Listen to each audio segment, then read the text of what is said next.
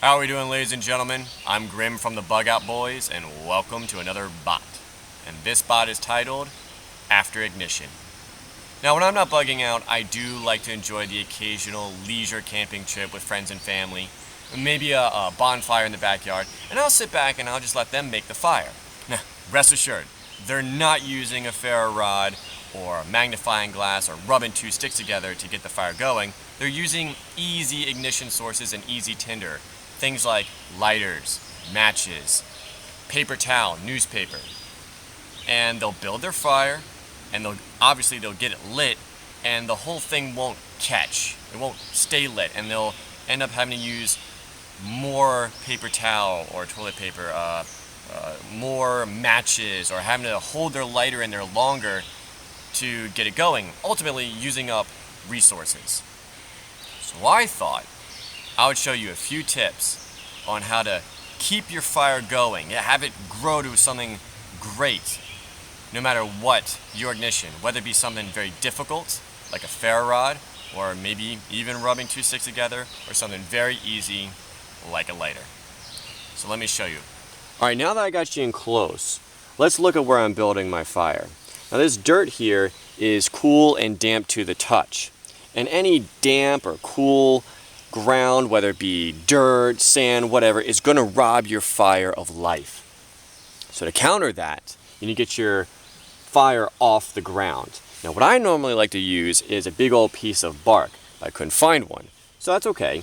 What I use are some big, thick, dry sticks and made a bit of a platform, or a raft if you will. And I put a little bit smaller sticks in there too, because a flame not only burns up, it burns down.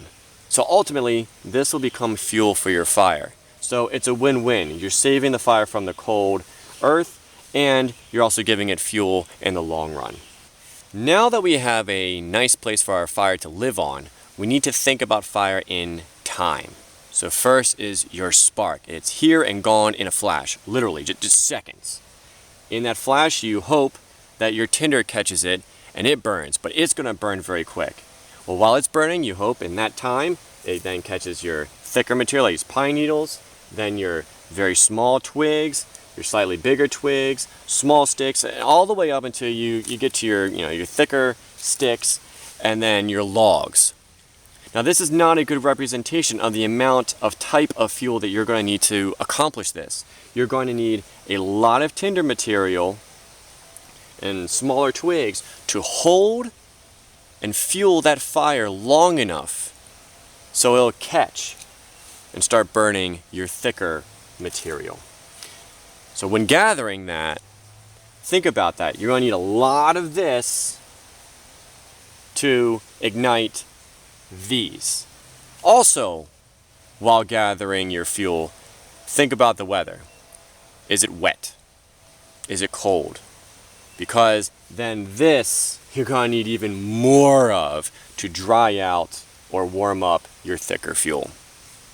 Now that we understand the progression of our fuel, but more importantly, the amount of type of fuel that we're going to need to keep that fire burning so it stays alive, let's talk about the structures that help facilitate that. Now, all of these tips can be applied to any of the techniques, whether it's the teepee, the log cabin, or what you see in front of you is the lean-to technique. Because what all these techniques do is that you have your thin, small material in the middle, and you slowly get thicker as you build out, because fire loves surface area. The more surface area you got, the easier it is to catch. And so, a tip to help with that, what I like to do is that if you see here on my lean stick, I have done these little curly cues. I think some people would call this a stick match technique, where I'm providing more smaller surface area for the flame to catch and to hold and ultimately engulf my lean stick. Now you could do this to your thicker sticks, your smaller sticks. Again, more surface area, more flame, holds it longer, your fire stays alive. So why don't you give me a few minutes so I set this up and show it to you. And voila, it's built. Take it in closer. So, We have our really fluffy, tindery material that I've been processing, and I was actually able to use the little hooks from the shavings on the lean stick to drag it up there and hold it. And you see our smaller little sticks and pine needles. And then even some of the outside thicker sticks I shaved to give it more surface area. So, let's give this a whirl using a very tiny bit of lint, or cotton in this case. Let's fluff it up.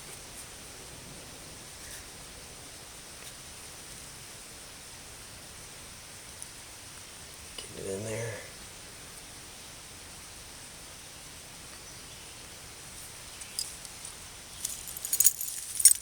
And a ferro rod. Here we go. Make sure it's sparking good. There we go.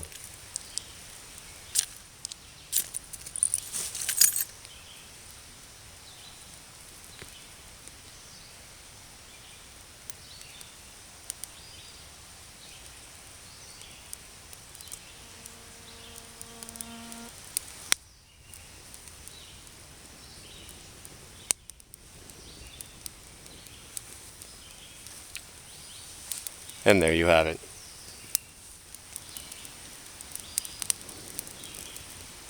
I haven't even added anything to it yet. Yeah, actually, here, bring it in. See some of the outer pieces, the surface areas catching it. I mean, woo, that is going. That is going very well. Very, very well. Well, I'm going to enjoy this fire, and I hope you enjoy this bot. And if you did, please do subscribe, because there's going to be more bots, Pioneer preps, reviews, and of course Bug Out Boy videos along the way. And if you have any questions or comments, leave those below, because I always love learning how to make fire better, because fire to me is very important. So, take care.